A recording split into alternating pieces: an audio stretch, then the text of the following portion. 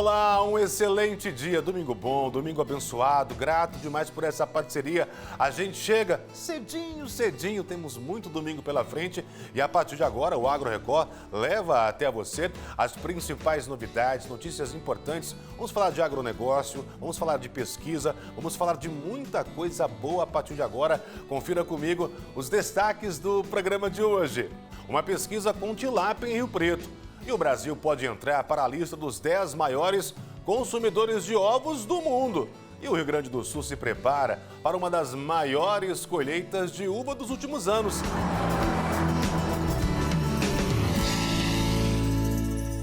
A gente começa aqui o nosso agro falando sobre uma pesquisa muito importante. O Instituto de Pesca de Rio Preto criou, gente, um banco de germoplasma de tilápia do Nilo. Isso quer dizer o quê? A partir de agora, eles têm um núcleo com informações genéticas dessa espécie que vai, a partir desse momento, ajudar em estudos para melhorar índices de rendimento e também do produto. Veja que interessante a reportagem que a gente preparou para você. Nos tanques estão alojados mais de 2.600 exemplares de peixes, que compõem uma importante reserva genética de tilápia do Nilo. A tilápia, ela tem uma origem geralmente centrada na África, né? Ela foi desenvolvida várias linhagens, outras em outros países, então foram levadas a tilápia da África, por exemplo, para Estados Unidos, para a Europa, para a Ásia principalmente, e lá desenvolveram várias linhagens, famílias diferentes. E desse processo, muitas vezes o Brasil pegou e fez a importação, né? E chegando no solo brasileiro foi desencadeado para vários lugares, vários territórios do Brasil, né? E no final esse projeto recapitulou tudo isso, viu todas as origens, viu essa genética toda, e a gente fez vários agrupamentos e puxamos de 9 regiões distintas do país, né? Sendo tanto do Nordeste, Sul do país, para ter uma grande variedade genética fazendo nosso estoque de germoplasma, né? Com o amplo banco de germoplasma, desenvolvido ao longo de 8 anos aqui no Instituto de Pesca de São José do Rio Preto, os pesquisadores alcançaram resultados importantes. Eles identificaram, por exemplo, linhagens de tilápia com maior resistência a doenças que atingem os alevinos. Temos um estoque de tilápias, onde vários estudos podem ser inicializados, como deu origem ao estudo do CCD, da FAPESP de Sanidade, que o foco maior é vacinas e doenças. E como a nossa região, altas temperaturas, existe uma doença nos peixes que se chama-se Francisella orientalis, que dá na fase jovem, em torno da fase de alevino a juvenil, podendo ter uma mortalidade de até 50% do cultivo.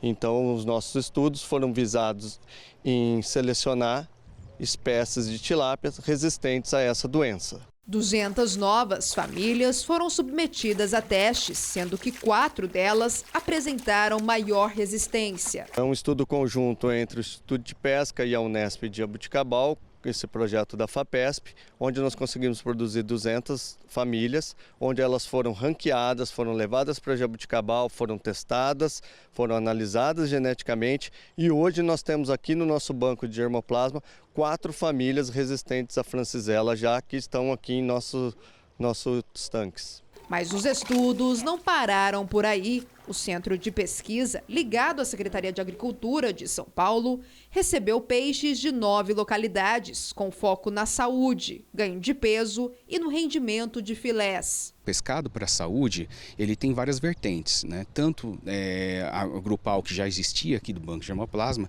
que está a questão de ter uma tilápia mais resistente, mas também o processo de ter uma tilápia que para o consumidor seja mais saudável, ou que tenha vantagens. Por exemplo, a gente tem a questão de você ter um ganho de peso melhor, né? Você selecionar peixes com maior ganho de peixe, ou mesmo com a questão de ter uma área de filé maior, né? Com isso, o produtor tendo um gasto ou equivalente ou quase igual, ele vai ter um benefício de estar ganhando um pouco mais e ao mesmo tempo para a população ter um alimento de alta qualidade com um preço mais acessível. Por meio de técnicas inovadoras, como a microchipagem, é possível identificar a origem e o histórico genético de cada peixe. A ideia de todos os estudos é depois transferir, né, para os produtores essa tecnologia. A gente também tem feito a parte de embriologia molecular, então você vai desenvolver marcadores que seriam acessíveis no futuro para grandes fazendas que tenham o negócio talvez de seleção, né, de reprodutores, para eles conseguirem detectar dentro da população que já tem, ou trazer uma população que tem esses marcadores, que tenham uma verdade melhor, né, que vai contribuir para eles terem um ganho de peso melhor, uma qualidade melhor do pescado. Uma outra tecnologia que também é utilizada no estudo é a ultrassonografia, que o Caio já está aqui com um dos peixes, que auxilia na visibilidade da musculatura de cada um deles. Caio, é isso mesmo? É isso mesmo. Como o rendimento de filé normalmente é uma medida que ela é tomada indireta ou por medidas indiretas, com a ultrassonografia, a gente espera aumentar a precisão desse rendimento ainda no peixe em vivo, para que esse peixe possa ser selecionado, entrar nos programas de melhoramento e melhorar lá para o produtor, chegar a um produto final com maior rendimento de filé. E isso é feito com cada um deles ou são alguns selecionados? Na verdade, a gente tem um plantel bem grande de indivíduos, de reprodutores. Nós avaliamos cada um deles e depois, por meio de algumas abordagens estatísticas, nós selecionamos os melhores, que aí vão se tornar os reprodutores, vão deixar os descendentes e assim melhorando o rendimento. A gente espera que melhore o rendimento aí em algumas gerações. A proposta futura é ampliar o projeto, fortalecendo parcerias com outras instituições de pesquisa, além de contribuir diretamente com produtores para impulsionar o desenvolvimento da tilapicultura em todo o país. A gente tem que se anteceder a problemas futuros, então a gente acompanha os produtores, sabe das dores, das dificuldades e a gente tenta trazer para os nossos experimentos o mais próximo à realidade vivida entre eles. A gente retorna aqui conferindo então como ficou na semana a cotação de alguns produtos agrícolas. Veja. O preço médio do litro de leite pago ao produtor foi de R$ 2,11. A saca de 60 quilos de café arábica sai por R$ 1.863,80. A saca de 50 quilos de arroz em casca está em R$ 54,30. A saca de 60 quilos de milho está cotada em R$ 67,21. E a saca de 60 quilos de soja está em R$ 126,95. Ah, ele é uma delícia, frito, mexido, cozido em omelete. Já sinto até o cheirinho. Eu tô falando do ovo. Está cada vez mais presente no prato brasileiro. É ou não é? Ele é barato, ele é nutritivo e o consumo só cresce. Tem consumido por aí também? Tem aumentado? Para você ter uma ideia, o Brasil pode entrar pela primeira vez na lista dos 10 maiores consumidores de ovos do mundo, exato. Mas a previsão é de que a gente tenha uma alta no preço nos próximos meses, então acompanhe comigo essa reportagem. Um pouco de manteiga na frigideira e pronto. Ovo mexido. Karina consome 2 ovos por dia, um à tarde e outro à noite. Uma coisa que ele sacia mais a fome do que um carboidrato, né? Então ele ajuda muito. Outra porque eu não sou boa de cozinha, então o ovo é uma coisa bem fácil de fazer. Então ele ajuda na cozinha ali fazer uma coisa mais rápida e saciar mais a fome. A agente de viagens não abre mão do ovo. Ela faz mexido ou omelete. E aí esse omelete eu ponho às vezes um presunto e queijo, uma cebolinha cortada, um tomatinho. Sobrou um legumes que estava lá na geladeira, eu também coloco, mexo junto. Um ovinho mexido também. Ovo mexido e omelete são os meus prediletos, mais fáceis de fazer, né? E às vezes eu até deixo o omelete aberto mesmo, coloco o queijo em cima e ainda coloco um alface em cima para complementar. Segundo a Associação de Proteína Animal, o Brasil deve bater o recorde na produção e no consumo de ovos em 2025. A estimativa é de 62 bilhões de unidades, com uma média de quase 290 ovos por pessoa ao ano. Pela primeira vez, o país pode entrar para o ranking dos 10 maiores consumidores de ovos do mundo. Ao longo desse ano passado, o preço ficou abaixo da inflação, ele subiu o ano todo 3,99. É claro que em momentos pontuais, né, isso muda bastante. Nesses últimos 15 dias, por exemplo, nós registramos uma queda no preço mais de 11%. Então, os preços é bastante volátil. Teve esse benefício, mas nós estamos prestes aí a chegar a um período que isso tende a mudar, né? Dentro de mais 20 dias aí nós devemos ter uma reversão nesse cenário. Em 2025, o preço do ovo teve redução de 3,99% em relação a 2024, queda menor que a inflação do período, que foi de 4,26%. Neste mercado de Ribeirão Preto, a redução nos últimos 15 dias chegou a 11,39%. Hoje, uma cartela com 20 ovos custa cerca de R$10, mas a previsão é de um aumento de até 40% em fevereiro. Com certeza o consumo aumenta, se acelera, a produção, por sinal, acaba caindo um pouco por conta do calor também excessivo que a gente tem aí agora pleno verão, né? Então a produção também diminui e é inevitável que os preços subam em função desse cenário aí. O produtor percebe, é o momento dele refazer também o seu custo médio de produção aí, poder trabalhar mais folgado ao longo do ano. Mesmo com o reajuste previsto, o ovo continua sendo a proteína mais barata do mercado, fator que ajuda a explicar o consumo elevado. Primeiro, o aumento do custo da carne bovina, né? Então aí as pessoas acabam mudando essa fonte proteica e o ovo hoje para a gente, pela oferta que nós temos, acaba tendo um preço muito mais justo pelo que ele oferece, né? Além de que o Brasil é um grande produtor de ovo, isso facilita em qualquer região do Brasil a gente encontrar ovo de excelente qualidade. O nutricionista destaca que a proteína do ovo é totalmente aproveitada pelo organismo. Além de ser uma fonte proteica excelente, então a gente tem ali um padrão ouro de proteína, quer dizer, tudo que a gente coloca de proteína do ovo para dentro, ela é absorvida, então isso é maravilhoso. Além de ter muita vitamina importante, eu posso citar dentre elas a colina, que é uma vitamina maravilhosa, a gente dificilmente encontra aí, mas no ovo mesmo que ela está presente, e muitos minerais também importantes para o nosso organismo, para a nossa saúde. Segundo o especialista, a quantidade ideal pode variar de pessoa para pessoa, mas 2 ovos por dia já são suficientes para uma alimentação equilibrada. Ele também reforça que o ovo não aumenta o colesterol. A ciência já concluiu que o consumo de ovo, em torno de 1, 2 ovos por dia, não tem alteração no aumento do colesterol. O que vai aumentar o colesterol é principalmente o excesso de gordura trans, o excesso de carboidrato. Então o ovo hoje ele deixou de ser um vilão para se tornar um protagonista na nossa alimentação. Neste ano, a produção de ovos no Brasil deve aumentar de 62 bilhões de unidades em 2025 para 66 bilhões em 2026. Bem fácil, prático e ainda ajuda na toda a parte de alimentação e saciar essa fome grande que eu tenho aqui. Viva o ovo! Viva o ovo! Vamos conferir agora como andam as cotações no mercado da carne. A arroba do boi vale em média R$ 341,90 e o quilo do suíno vivo sai por R$ 6,96. Nosso agro faz aquela pausa rápida, tem intervalo. Na volta, plataforma de vendas ajuda a levar produtos típicos de Minas Gerais para todo o país. E tem muito mais.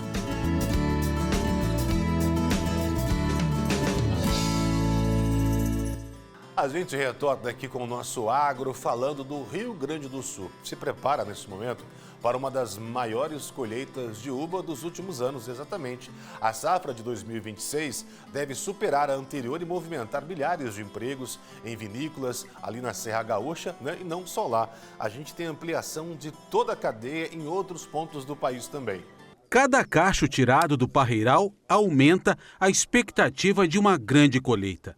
A safra de uva 2026 do Rio Grande do Sul tem projeções otimistas.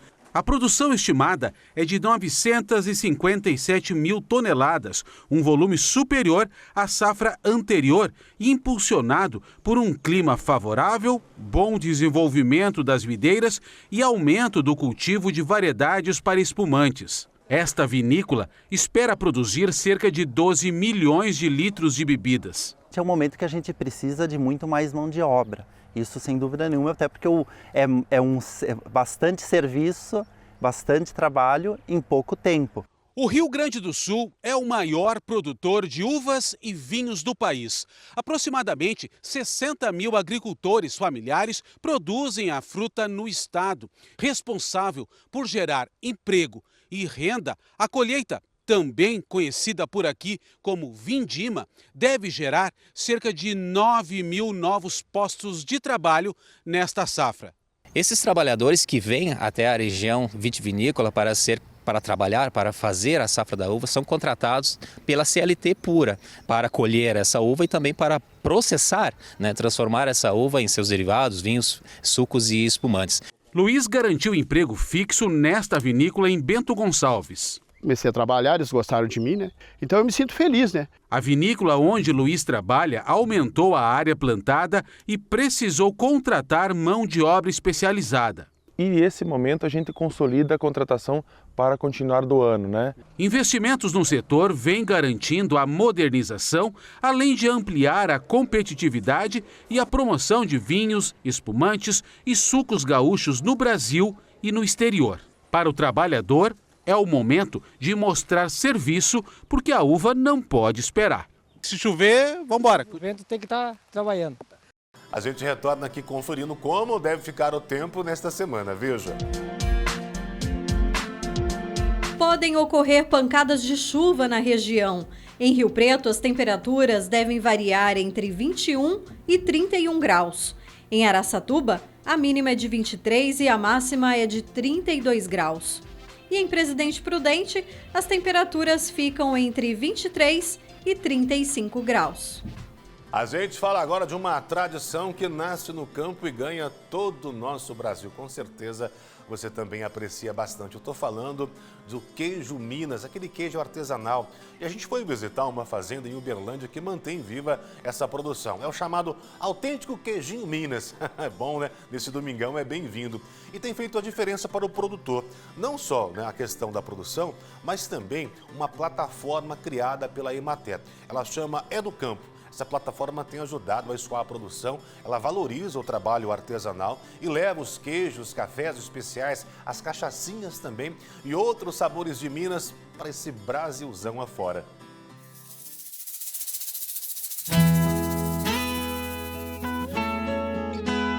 Um tesouro de Minas Gerais, alimento que carrega história, sabor e legado, produzido desde o período colonial, a partir do leite cru. Modo de fazer reconhecido pela Organização das Nações Unidas como Patrimônio Imaterial da Humanidade.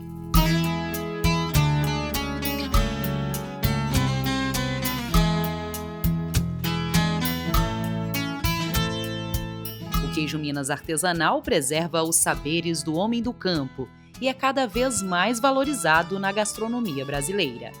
Só aqui nesta fazenda, próxima a Uberlândia, são produzidas por dia 60 peças, que são vendidas rapidamente, resultado de um trabalho familiar feito com dedicação e paixão. O trabalho aqui na fazenda envolve toda a família. A Maísa, por exemplo, cuida da parte de comunicação e vendas. Maísa, como que é produzir queijo Minas artesanal? Como é que é a rotina de vocês aqui, Toda a família envolvida nesse trabalho que desenvolve esse queijo tão saboroso, tão bom, com grandes prêmios como vocês já receberam. Maria, hoje a gente trabalha em família, como você disse, é uma propriedade familiar, então hoje tem a minha sogra, Valquíria, que é médica veterinária, juntamente com o meu sogro, eles fundaram a queijaria há cerca de 8 anos, e o meu marido, que é zootecnista, então ele toma conta da parte da produção animal, nutrição e tudo que envolve esses aspectos, e o meu cunhado, que é tecnólogo em alimentos, e ele toma conta da queijaria, fica na parte de produção de gestão, juntamente com o meu sogro. E eu fico na parte comercial, como você disse, na parte de comunicação também. Então, cada um aqui tem sua função. A gente trabalha num ritmo um pouco intenso, mas claro que a gente consegue se organizar, dentro aqui da fazenda. Eu falo isso porque o ritmo de trabalho dentro de uma fazenda é totalmente diferente dentro de uma cidade, os trabalhos mais comuns, assim, pode-se dizer.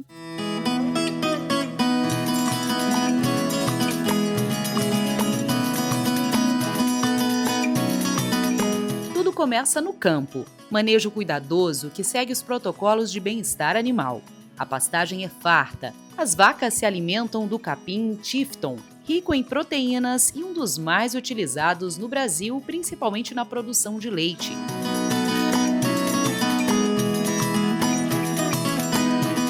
São 44 vacas da raça Jersey, com uma produção de 500 litros de leite por dia.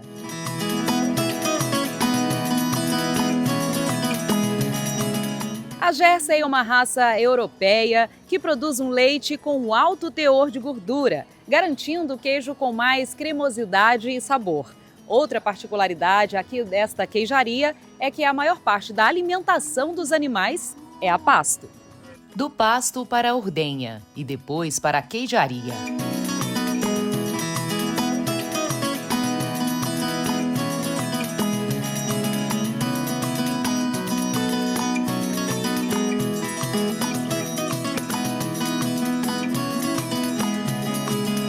Após todo o processo de produção, o queijo descansa nas prateleiras de madeira, onde passam pela maturação, processo que dá sabor, textura e aroma, podendo variar de 10 a 100 dias. O queijo Minas artesanal é um queijo presente em gerações, né? Principalmente aqui dentro da nossa família. Então, a mãe da minha sogra, avós já participavam dessa produção, né? Já tinha esse contexto dentro da fazenda, né? De fazer aquele queijo, fazer com as próprias mãos, né? De ter aquele modo de fazer, que a gente fala, né? Então, a gente tem muito estudo, claro, né? Porque isso envolve também dentro do queijo. E um cuidado, né? Um cuidado intenso todos os dias, olhando aquele queijo, né? Porque a gente depende muito do tempo para ter a maturação do queijo, mas também de um cuidado, de um olhar profissional ali, para não se perder, né? Na característica, no sabor, no aspecto. Tudo é inspecionado pelo IMA e segue todos os padrões estabelecidos pelo Ministério da Agricultura. Assim, o produtor ganha mais mercado para ser vendido no atacado e varejo. Brasília, São Paulo e Fortaleza são compradores fiéis.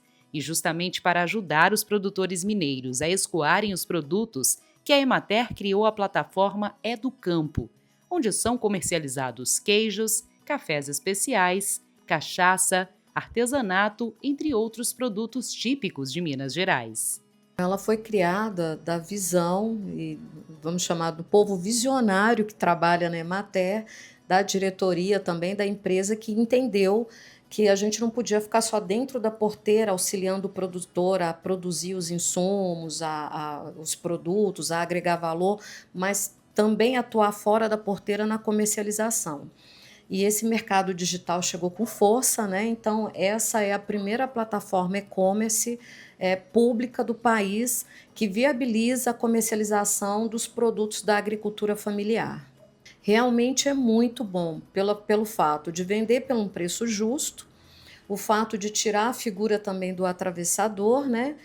E do produtor conseguir, o produtor que está dentro da plataforma do campo, ele conseguir programar assim, eu vou fazer a entrega na quarta-feira, na sexta-feira eu coloco no correio, então ele junta um tanto de pedidos e manda em dias específicos da semana, isso avisado para o cliente comprador, para o consumidor final. Então ajuda na logística, realmente ajuda muito. Ambos os lados, né? Ajuda o produtor rural e também é excelente para o consumidor final. Isso facilitou muito para a gente. A gente tem muitos pedidos. No início, quando divulgou a plataforma É do Campo, a gente tinha 20 pedidos por dia, né? E a gente continua tendo pedidos. Essa semana eu arrumei alguns, enviei para vários lugares do país, né? Hoje, por exemplo, a gente tem uma venda tanto em atacado quanto varejo. Varejo, 100% da nossa venda é online.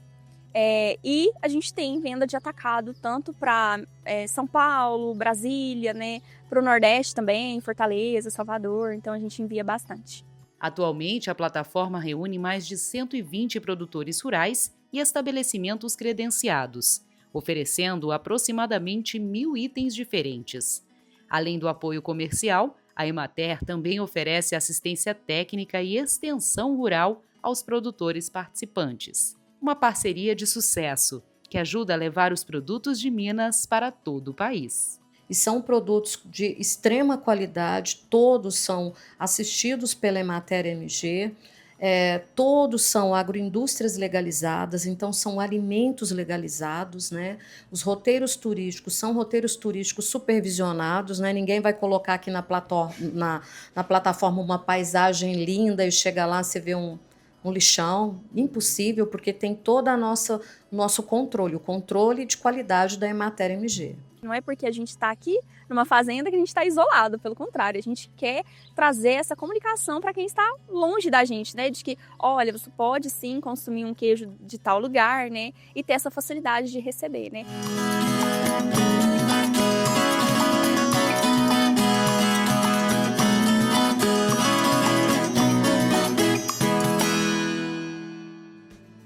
Delícia demais, né? Nesse domingão, pode ser o queijinho, pode ser o docinho, tudo que vem de Minas é bem-vindo com certeza. Obrigado pela essa parceria, obrigado por essa companhia abençoada. Tem muito domingo pela frente, a nossa grade está recheadíssima de bons produtos, ótimos programas, preparados sempre com muito carinho. Você fica bem acompanhado a partir de agora. Se de repente você quiser assistir alguma reportagem, entra lá no R7, estamos lá, toda a nossa programação, inclusive o Agro Record. Se você quiser mandar alguma sugestão, manda que a gente gosta. Olha o zap aparecendo aí. De repente a gente conta essa história na próxima edição. Domingão que vem, a gente está chegando com mais um Agro Record. Grande abraço e fique com Deus.